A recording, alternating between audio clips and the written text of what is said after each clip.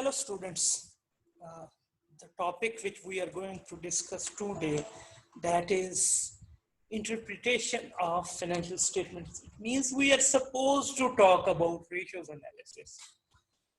This is the first lecture about this topic in which we will cover majority ratios and how to deal in section A and section B questions. As usual, we will start what is the agenda of today's session.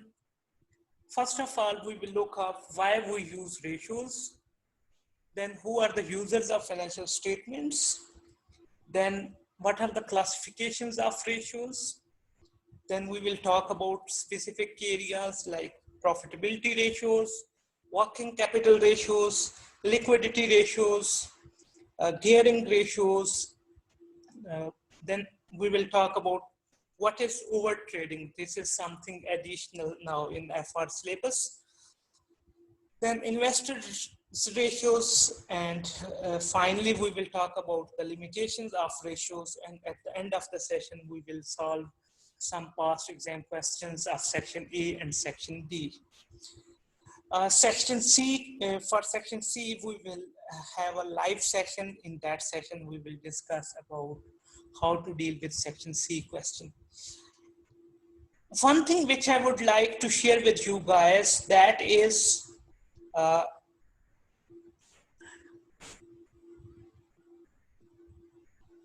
don't be go for a cramming, because in section C you are supposed to interpret the things. In section A and section B, there is the element of cramming, that if you are familiar with the particular formula to calculate the ratio, you would be able to calculate the ratios. In section C, you are supposed to calculate some ratios, but majority thing is to correlate the things. Majority thing is to interpret the things. So that's the major skill which I would like to share with you guys. Why we use ratios? Ratios are used for the comparison of a company financial statements, financial performance and position over period of time. It means that, say, now you have financial statements of 2019. For preceding year, there is a possibility that you may have to compare your financial performance and position with 2008.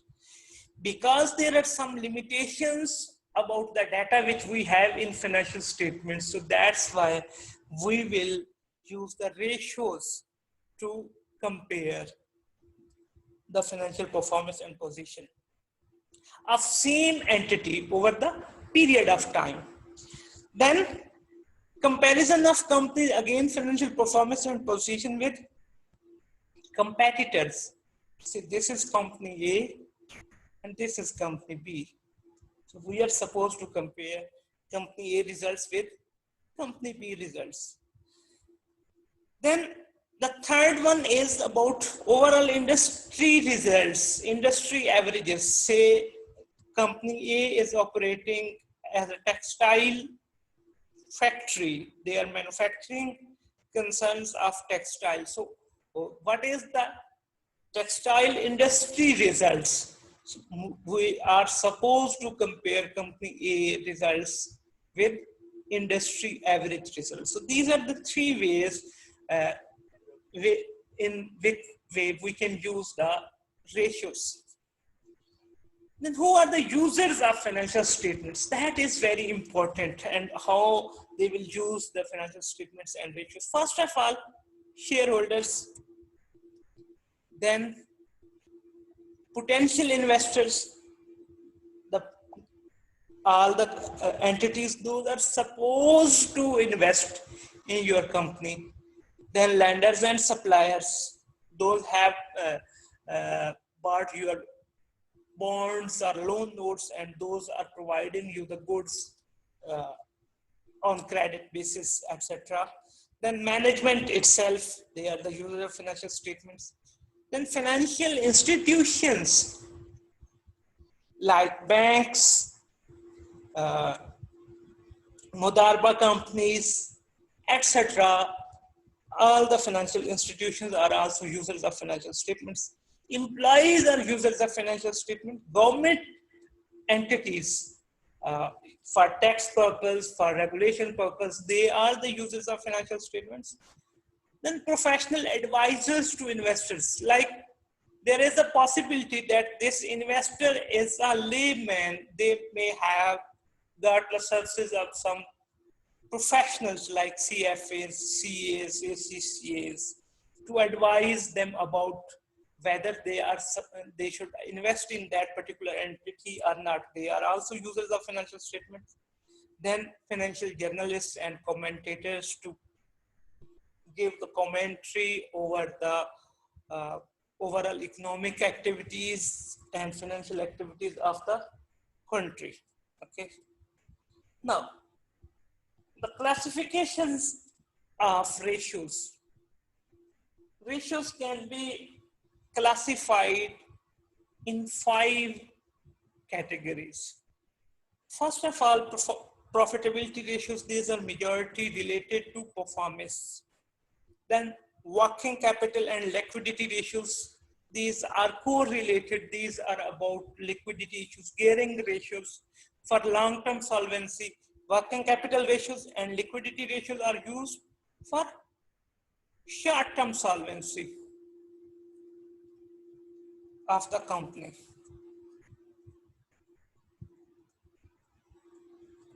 Gearing ratio for long-term solvency, and investors ratios, those are helpful for investors.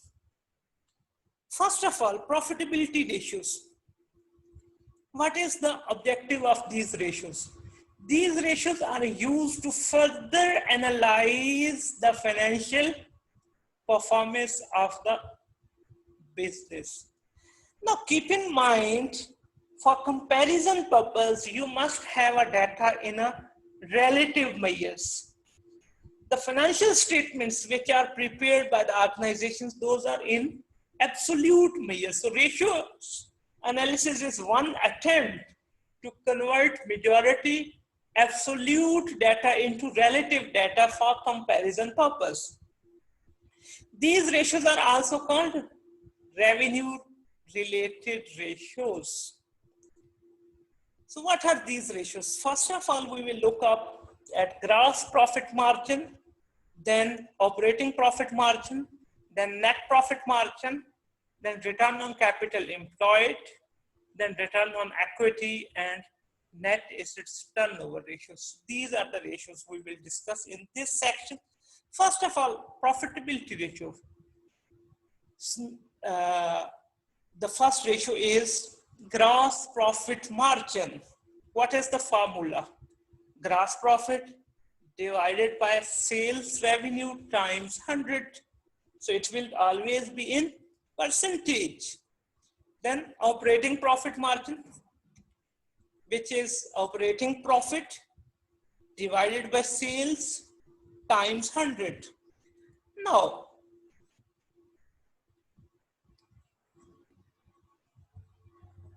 keep in mind that in your exam question, examiner will not straight away ask you to calculate these ratios.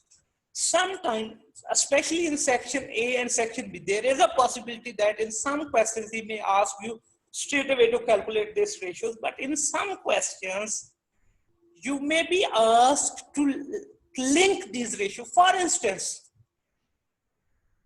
company A, GP ratio is 50%, but its operating profit margin is 10%. This is company A.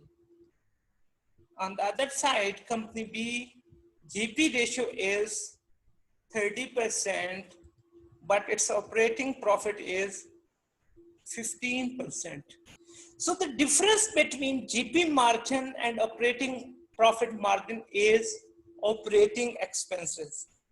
So examiner may ask you that which entity may have less operating expenses as compared to. So the analysis is, it means because GP margin is 50% here and 10% here, it means company A operating expenses are 40% of sales. On the other side, company B operating expenses are 15% of sales, because it's 30% and 15%.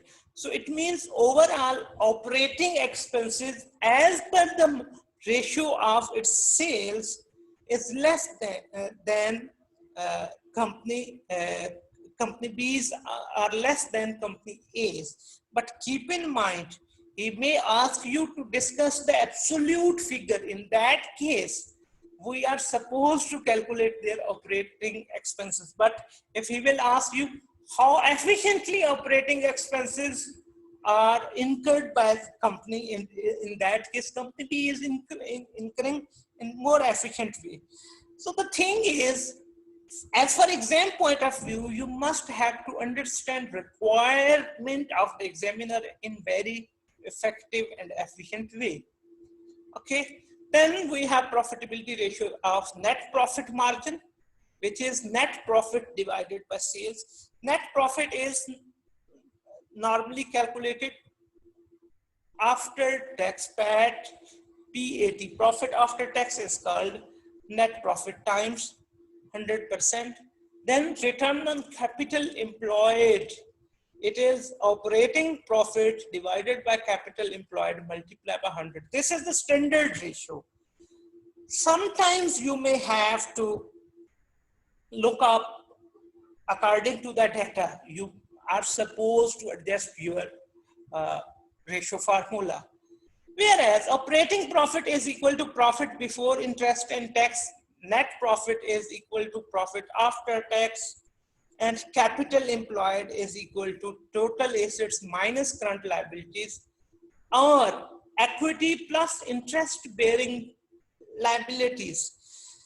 Keep in mind, you are supposed to use this formula in your exams, because sometimes you may have deferred tax, which is not interest bearing non-current liability. In that case, if you will use first formula, total assets minus current liabilities, it means you are including your deferred tax. That is the common mistake. So we are supposed to be visible.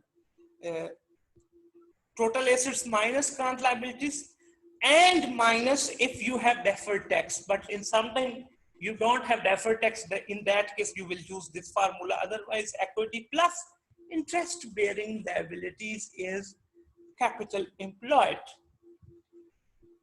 Then we have return on equity, that is profit after tax divided by equity. Over there we were using operating profit divided by capital employed. Here we are using PAT, profit after tax, divided by equity times 100%. Then operating profit margin, sorry, this is typo mistake. It is net asset turnover ratio. This is typo mistake. It is net assets turnover ratio. That is sales divided by capital employed times nothing. It always, look, all the turnover ratios are calculated, always calculated as times, not in a percentage form. It is always calculated in times. Now, this is all about the profitability ratios. But one thing, what is the relationship between different ratios?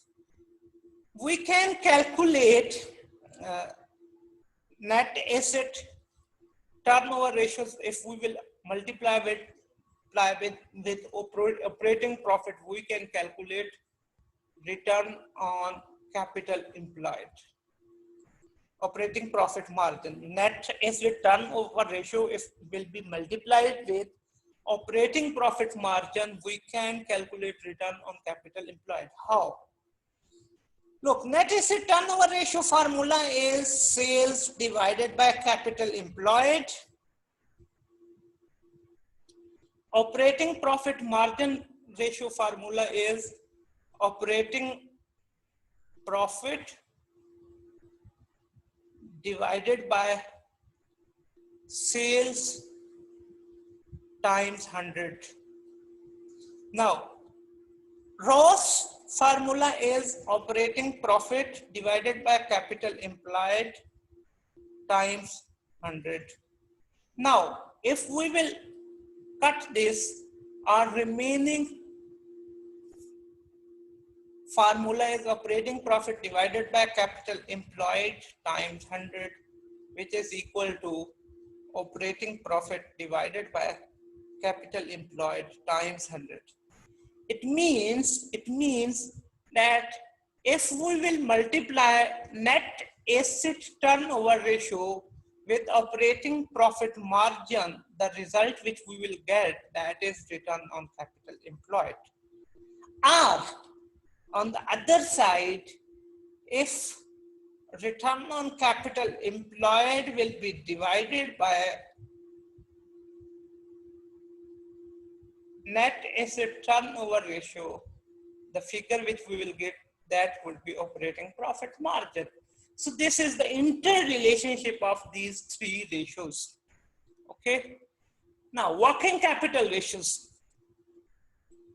These are the ratios, those are used for short-term solvency, especially what is the working capital situation of the business. For that purpose, we have two ratios, current ratio and quick R, which is called acid test ratio.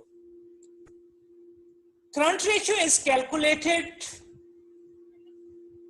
by dividing current assets are divided by current liabilities, and this is its ideal ratio. But keep in mind, this ideal ratio is not applicable in every entity or in every organization. You are supposed to, when you are analyzing, you are supposed to check the nature of your entity.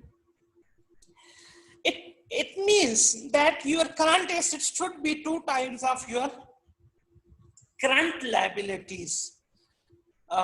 If your ratio is higher than this, and if it's lower than this, that is equally harmful for the entities.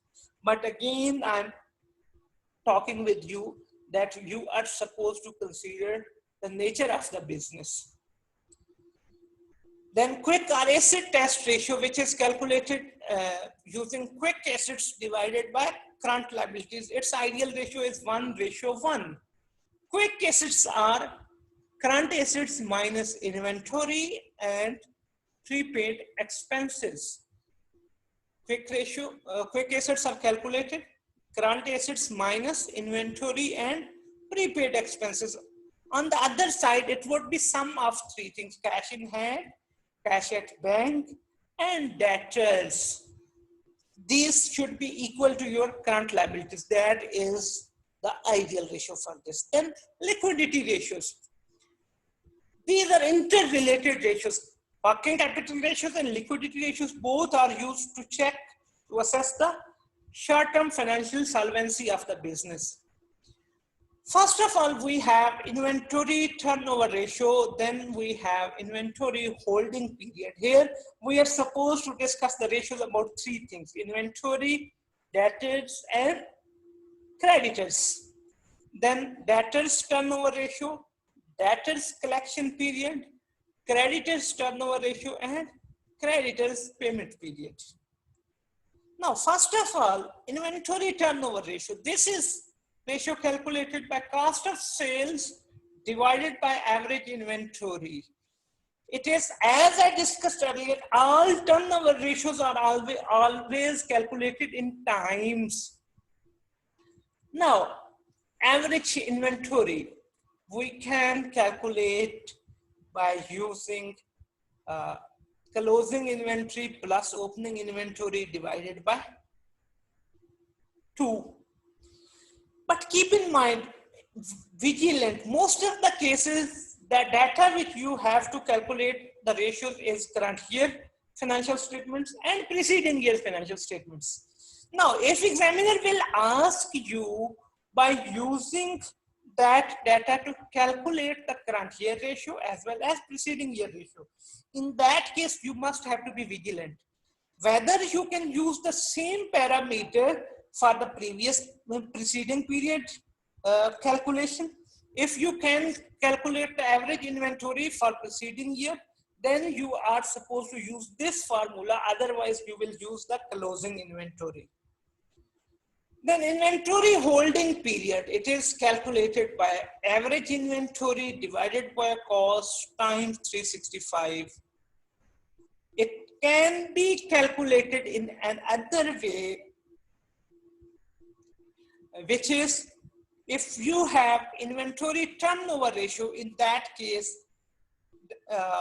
inventory,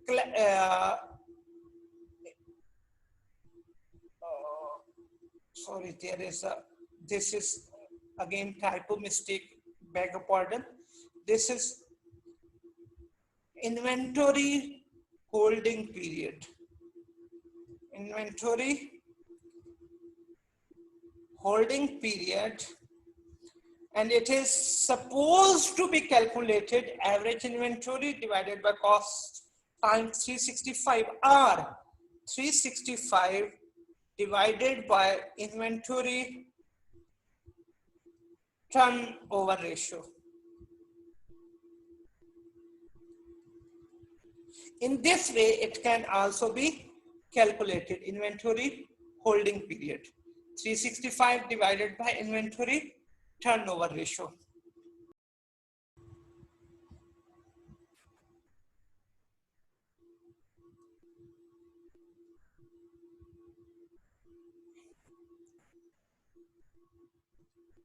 Again, debtors turnover ratio is credit sales divided by average debtors. It always comes in times, and debtors collection period. Debtors collection period is equal to average debtors divided by credit sales times 365. Average debtors as usual, like inventory opening debtors plus closing debtors divided by 2. Now, again, be vigilant. Examiner can trap you in 2 or 3 ways. First of all, can you calculate the average debtors for both time periods, current period and preceding period? If you can calculate, then you will use this formula. If you cannot, in that case, you will use only closing debtors. The second thing, there is a possibility that in your income statement, sales revenue would be mentioned, and in any bottom corner, he may mention with asterisk that 10% are your or 5% are cash sales. In that case, we can calculate credit sales by subtracting from total sales revenue cash sales. Otherwise, we will assume that all sales are credit sales. All sales are credit sales, okay? So in this way, we will use this formula. Then we have creditors turnover ratio. Here formula is credit purchases divided by average creditors. Same things we are supposed to use.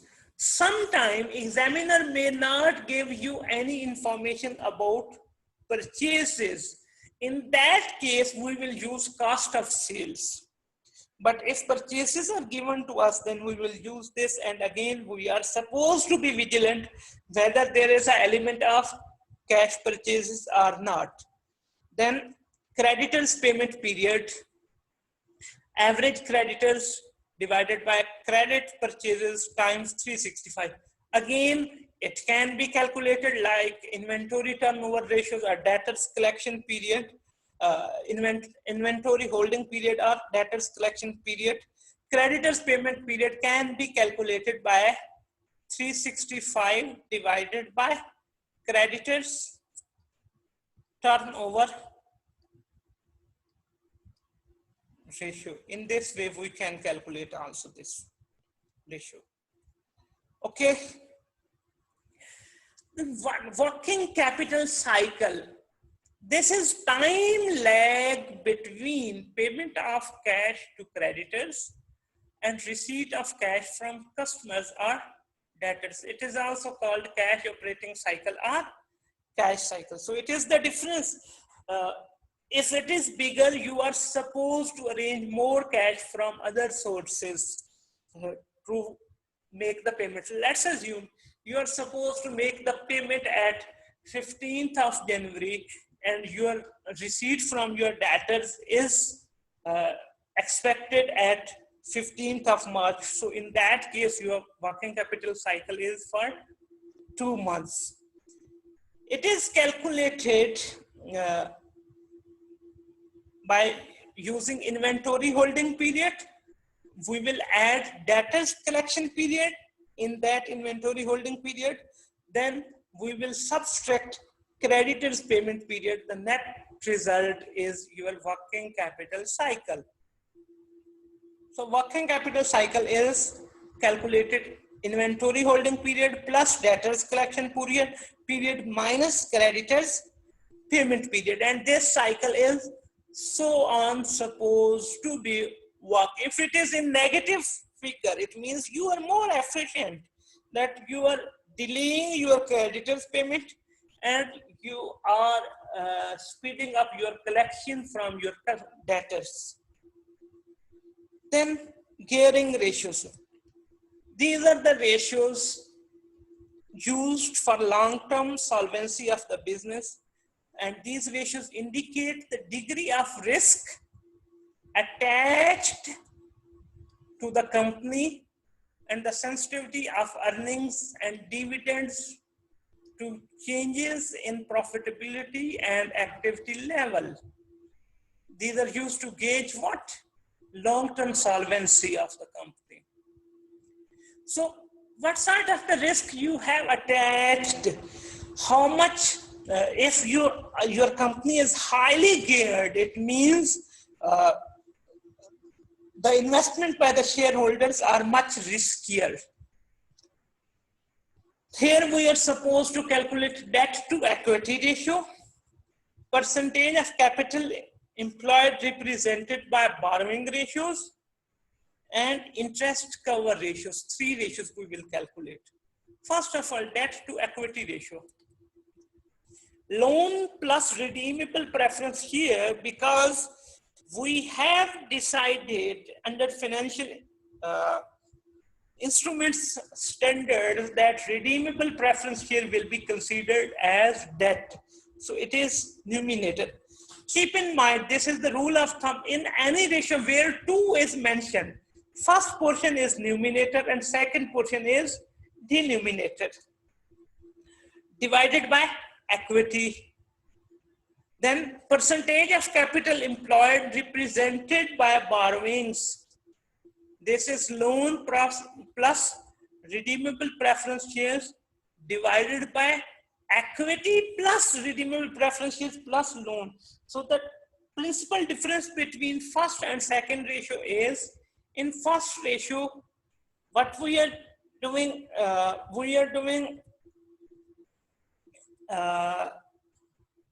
debt is numerator and equity is denominator. In second ratio,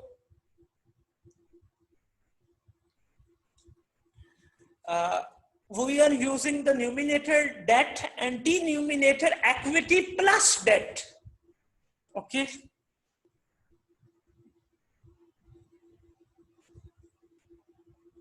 Because your total capital employed is equity plus debt, because your total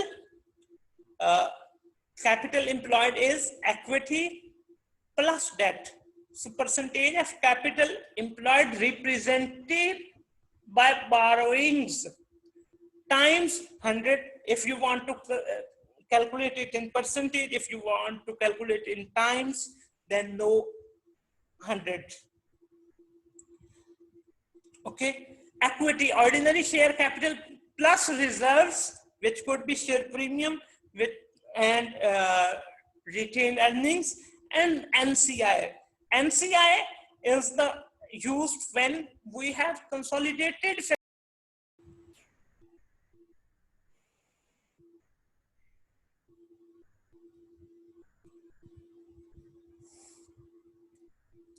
Then we have interest cover ratio. This tells us that how much you have profits to pay your interest. Profit before interest and tax divided by finance cost. It is always calculated in times.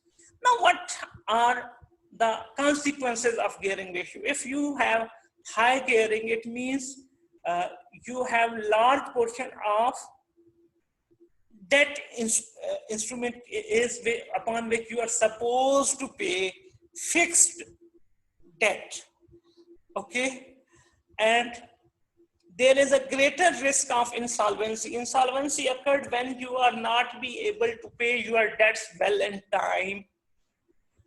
And returns to shareholders will grow proportionally more if profits are growing, because that is a fixed portion covered. Once your profits will move up, your return on shareholders will be higher. On the other side, if you have low gearing, in that case, you can use the debt source of finance to finance your new financially viable projects, because debt is a cheaper source of finance for the company. These are the things which you will discuss in detail in your paper, Financial Management.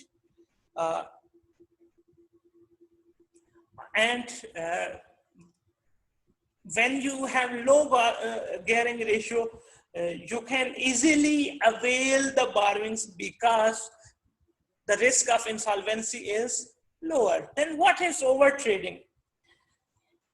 It is an attempt when company wants to expand its sales revenue without adequate long-term capital base, means using less debt and equity, and you are still trying to increase your sales revenue without using the long-term sources of finance. It is a bit riskier venture.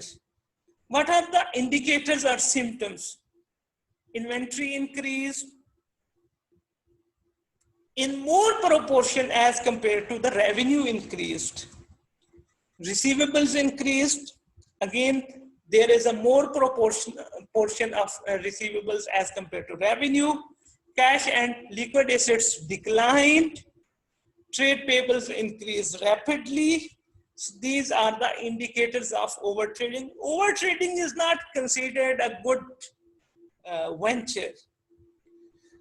Then we have some investor ratios. These are the ratios used by investors to take their decisions related to investments.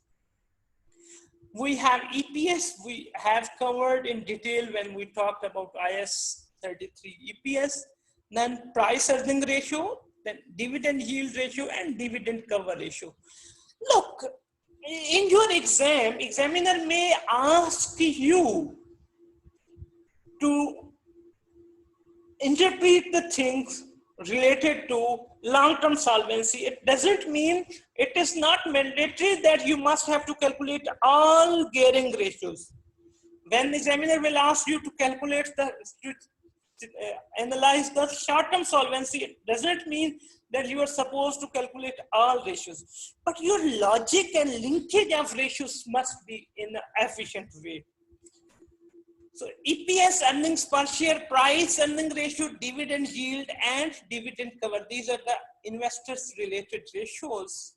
Earnings per share, we know, very profit attributable to ordinary shareholders divided by weighted average number of ordinary shares. We have discussed in detail. Then PE ratio. EPS divided by market value per share. It is also calculated in times. Then investor ratios, dividend yield. dividend per share divided by market value per share. Sometimes yield can be calculated in percentage. In that case, we will multiply it with 100. Dividend cover ratio is always calculated in times. Yield can be calculated in times in percentage. Dividend cover ratio is EPS divided by dividend per share or profit after tax divided by total dividend. In both ways, we can calculate dividend cover ratio. Now, what are the limitations of ratios? That is very important thing, especially for interpretation purpose. They ignore future action by management because ratios are calculated by using historical data. They can be manipulated by window dressing or creative accounting because the results which we are using to calculate the ratios are what? Results based on historical data. By using different accounting policies and conventions, the results can be manipulated. As I discussed earlier, through using different accounting policies can be distorted. Sometimes you may have transactions with related parties. The relevant standard you are supposed to discuss in SBR, Strategic Business Reporting paper, but related party transactions may also have impact which is not actual your performance, and due to that your ratios figures are distorted.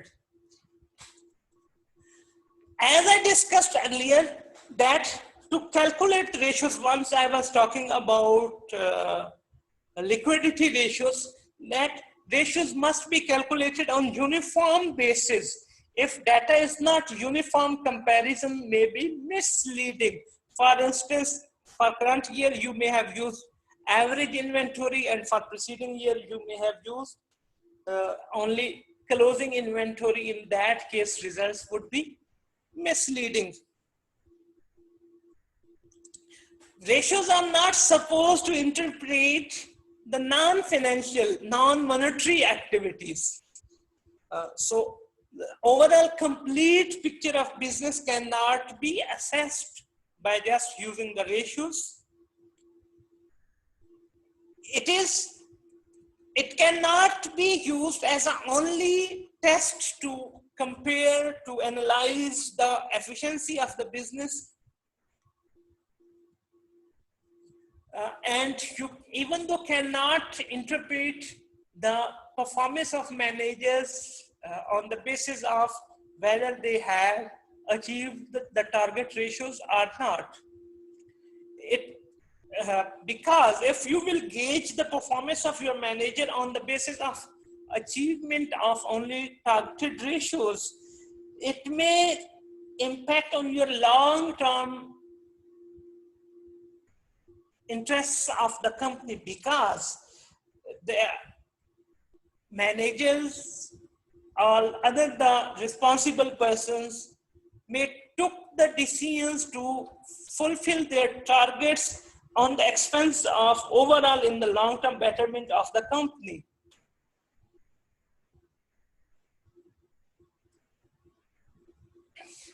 In reality, in practically, business problems are more complex than just the calculation of the ratios. So it will, the usability of ratios will depend upon your interpretation skill, your linkage skill. So one thing must have to be clear once you are constructing your answer, especially in second C. For instance, you have calculated some financial profitability ratios, some liquidity ratios. So there is an inverse relationship between profitability and liquidity. So that relationship, how your profitability improved, what is its impact on your liquidity, or if your liquidity is improved, what are its impact on your profitability. So this linkage is most important thing. Okay. Then exam questions. Following extracts of the financial statements of Vigo have been obtained. This is the company. What I have designed in some first 4 or 5 questions, I tried to just calculate the ratios, and in second section will elaborate the things. So this is the data of one company where you have sales revenue, cost of sales, operating expenses. Then we have equity, loan, deferred tax, and payables. And he is asking you to calculate return on capital employed. So we know the formula, which is ROS is operating profit. Operating profit we can calculate by subtracting the cost of sales and operating expenses from our sales revenue, which is 980 minus 530 minus 210 equals to 240,000. And it must be divided by capital employed. For capital employed, I have discussed with you that total assets minus current liabilities minus deferred taxation are equity plus interest bearing debts. So these are the two things, equity and interest bearing debts, which is divided by 900,000 times 100. So it is 240 divided by 900. It equals to 26.7%. Actual result is 26.66. So we approximated, so our result is 26.7%. This is straight away just calculation. Again, the following information has been taken from Preston's financial statement. Preston has inventory turnover of 6 times. Year-end receivables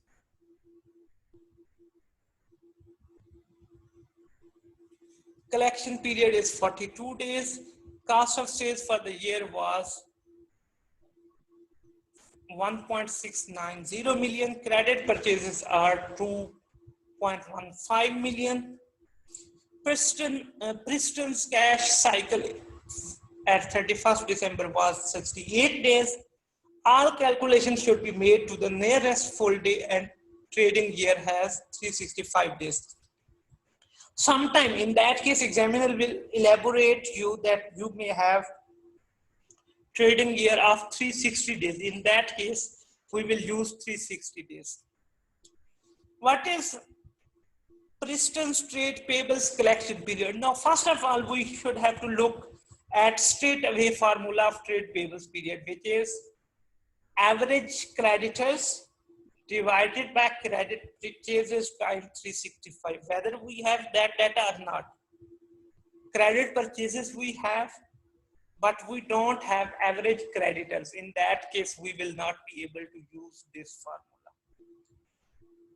On the other side, we have receivables collection period that is given to us 42 days, and overall cash cycle we have 68 days. Now, from this data, we have cost of sales and we have inventory turnover ratio, which is 6 times. From this inventory turnover ratio, we can calculate inventory holding period, which is 365 divided by inventory turnover ratio, which is 6 equals to 365 divided by 6.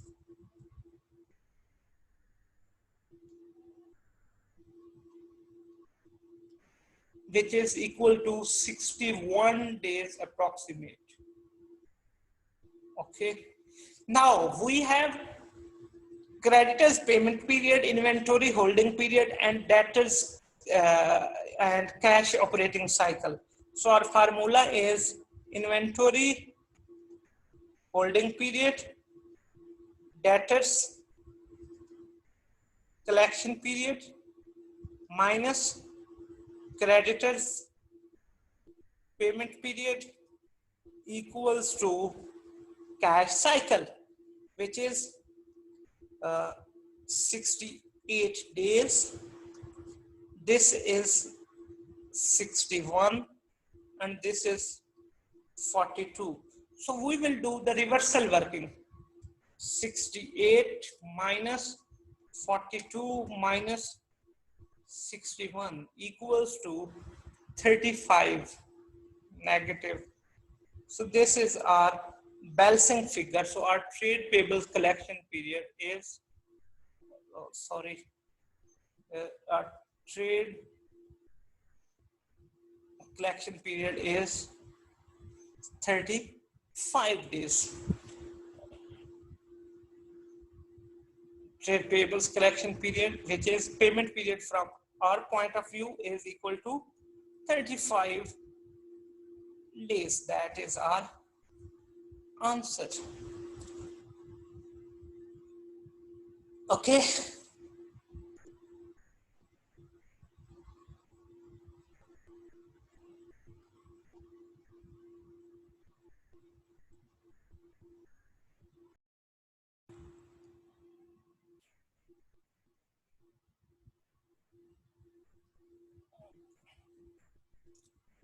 Then the following extracts of the financial statements of Vigo have been obtained for 2005. Inventories, receivables, cash, payables, which is supposed to be payable, loan repayable in 2008. It is long-term loan because we have data of 2005, deferred tax payables and overdraft. He is asking us just to calculate quick ratio. In that case, quick ratio would be receivables and cash. These two, sum of these two would be your numerator. Or total assets minus inventory, again same result, which is 90,000 divided by your current liabilities. These two things are our current liabilities, 70 plus 34. So it is 104,000. So we will calculate our ratio. 90 divided by 104. It is 0.87. 87 ratio 1. Then Apollo took out a new loan on 1st January 2006. This loan carries on effective interest rate of 8%. The initial proceeds of the loan are 2.5 million, which is after paying issue cost of 250K. The coupon rate on the loan is 6%. Apollo must keep to an interest cover ratio of 9 times under the arrangement made with the bank.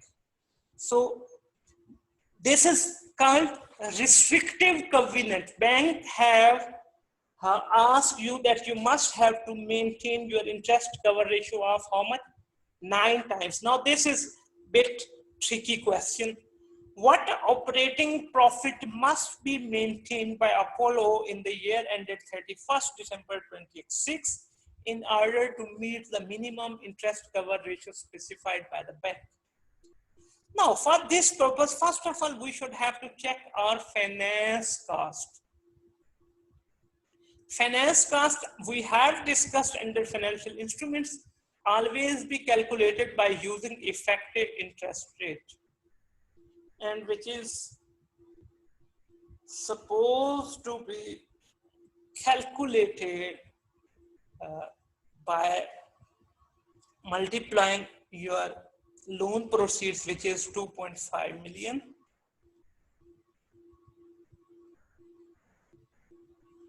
times 8% equals to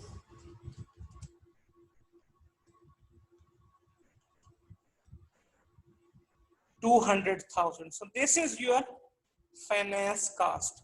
Now he is asking, interest cover ratio is 9%. So formula of interest cover ratio is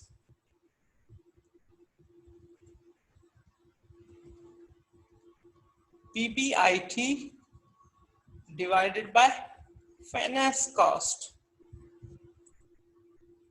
Now in question, he is asking us to calculate PBIT. This is the requirement that is given to us 9, and that is given to us how much? 200,000 PBIT. So just we are using the cross multiplication. PBIT equals to 9 times 200,000. PBIT is equal to 1.8 million. Okay, so this is the way to calculate. This is called backward working of ratios. Rogers has just completed their financial statements for the year ended 30th June 2026. They are reporting a net profit of 1.25 million for the current year, and they have $1,050,000 shares in the issue. Current market price of Rogers share is 3.50. Rogers has paid total dividend during the year ended 30th June 2026 of 1.5 million. So PE ratio he is asking to calculate. PE ratio, market value per share divided by EPS. Now market value is given to us. EPS we are supposed to calculate, which is profit attributable to ordinary share 1.25 million divided by, now 1 million shares of $1 million total amount 50 cents. It means our shares are 2 million divided by weighted average number of shares. Okay, so 1250 divided by 2000, 0.625 So market value is 3.50 divided by 0.625 equals to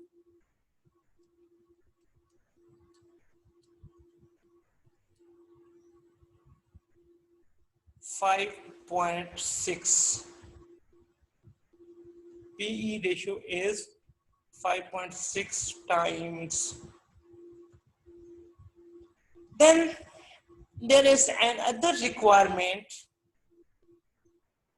which is what is dividend yield. So dividend yield is calculated dividend per share divided by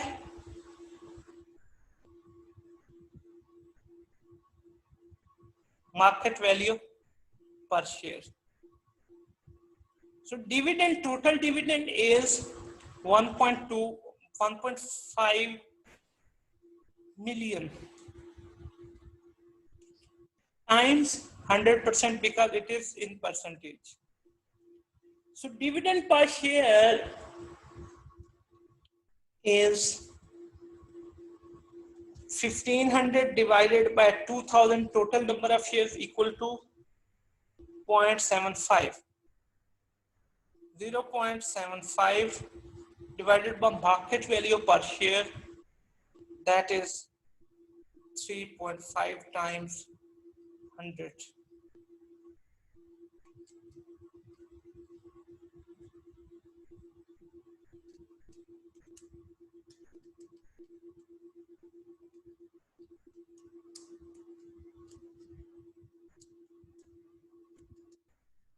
It is equal to 21.43%.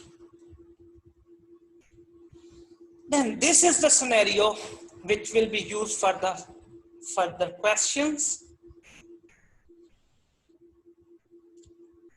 Loop is looking to expand overseas by acquiring a new subsidiary. 2 geographical areas have been targeted: Frontland and Sideline.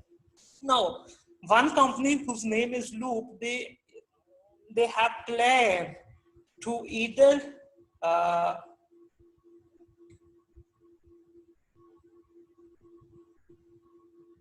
buy Frontline or Sideland. These are the two companies. Entity A operates in where? Frontline, and entity B operates in Sideland. These are two geographical locations, and company LOP is planning to acquire these two entities. Both are public listed companies. Figures for entities A, B, and Loop are provided below. Revenue, GP margin, profit from operations margin, means operating margin, then gearing ratios, average rate of interest expense in profit and loss, and PE ratio. Average rate of interest expense in profit and loss means 4% of your total revenue is your finance cost. For company A, for company B, 9% of your total revenue is your finance cost, and LOP 8% is the revenue of total finance cost. Which of the following statements is a realistic conclusion that could be drawn from the above information? A appears to be benefiting from economies of scale. B has lower operating expenses than A. A has attached a lower rate of interest on its borrowing, attracted a lower rate of interest on its borrowings than B because its gearing level would suggest that that is a lower risk to lender than B. And acquisition of either entity would lead to an improvement in Loop's gross margin due to the increased revenue that would be achieved. Now, look, first thing, economies of scale. He is saying that A appears to be benefiting from economies of scale. No. Gross profit margin of company A is better, but overall revenue of B is higher, so it's not an answer. Now, look at second requirement. B has lower operating expenses than A. He is talking about expenses. Look, GP margin is 17% and operating profit margin is 11%, but its volume is different. Look, 6% is of total revenue is its operating expense. So 300 times 0.06 is, which is called 18 million, is the operating expense of B. Now, its margin is 26 to 9. How much it is? 17%.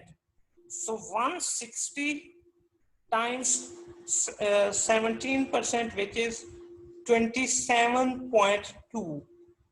So he is asking you about absolute figures. It means company B overall operating expense is less than company A. So our answer is B. B has lower operating expenses than A, but we have to discuss. A has attracted a lower rate of interest on its borrowing than B because its gearing level would suggest that is a lower risk to lenders than B. No, because it is evident from the data that gearing ratio of A is higher. So it's not an answer. We have already concluded the answers, but acquisition of either entity would lead to an improvement in Loop's gross profit margin due to the increased revenue that would be achieved. No, it's not possible because Loop itself GP is higher than both the companies which he is supposed to acquire. So overall GP margin will go down. This argument, because overall revenue will go up, margin will go up, is not appropriate. So our answer is B.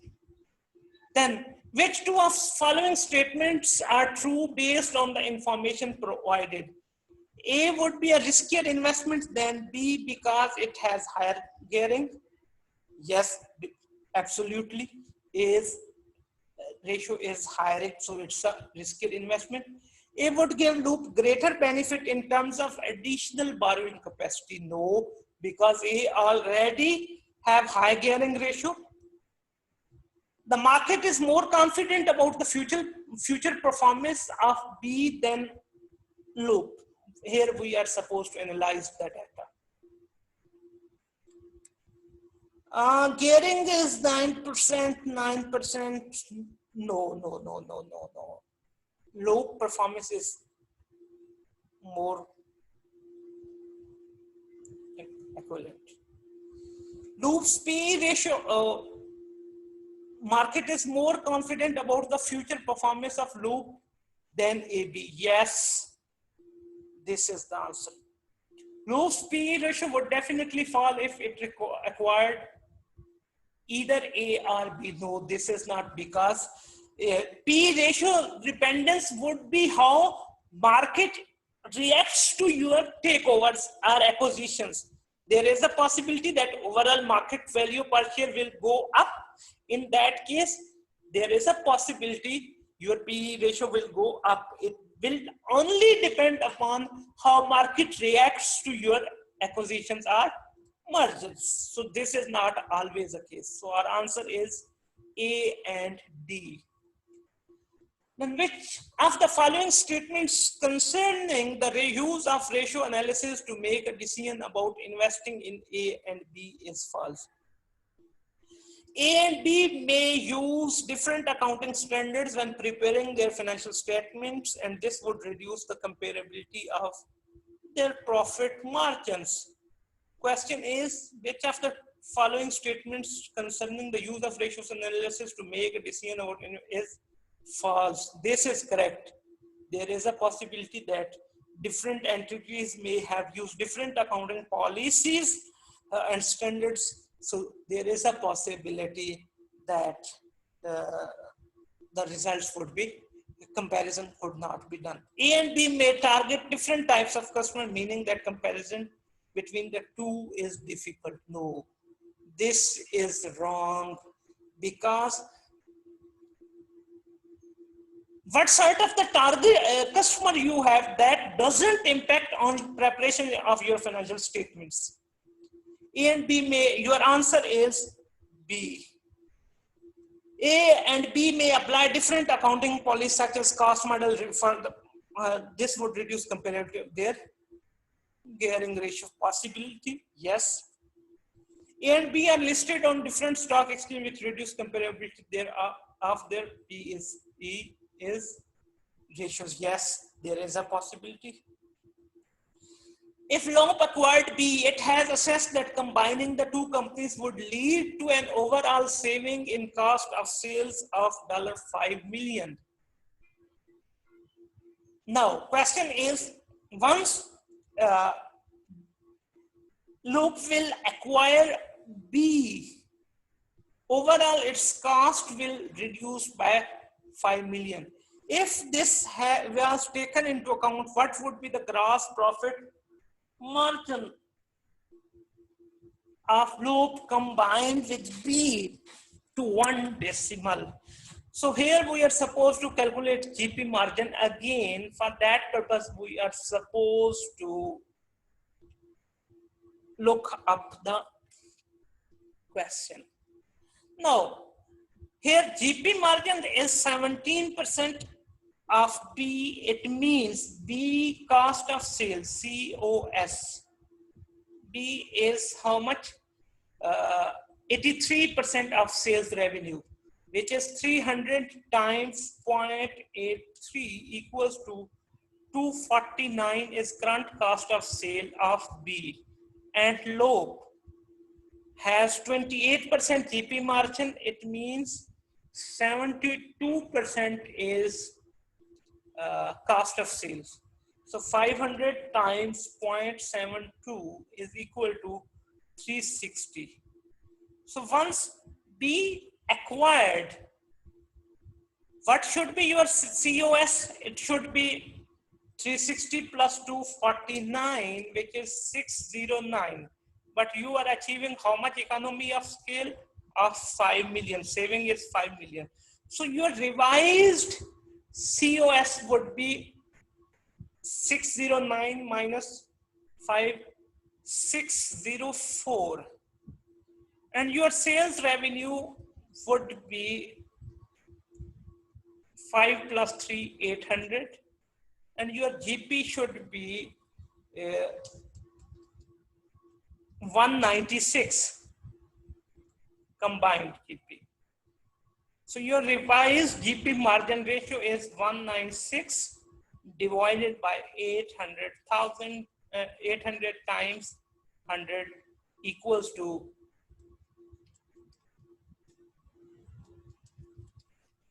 24.5%. So your revised GP margin is 24.5%. So that's the answer.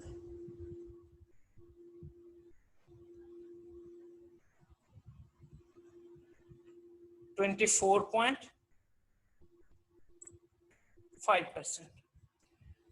Now, your assistant has raised concern about we have here that they may have treated lease payments as operating expense instead of capitalizing the right of use asset as required by IFRS 16 leases.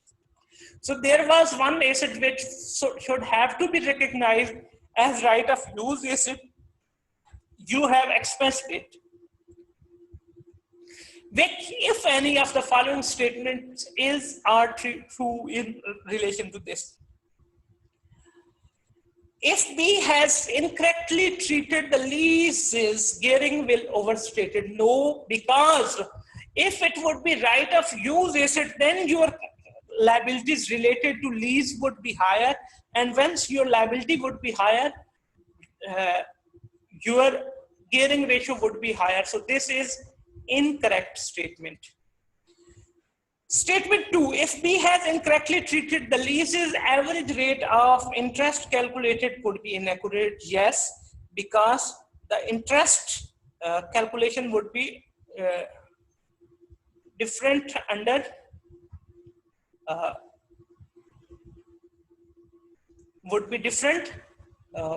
by recognizing that right of use asset as a liability. Effective rate would be different. So statement 2 is correct and statement 1 is incorrect. That's all for today's session. I hope you may have enjoyed this session. In another session, which would be the live session, again, I'm sharing with you, we will solve section C question over there. I will discuss with you how to link these ratios and how to interpret the things. Thank you very much.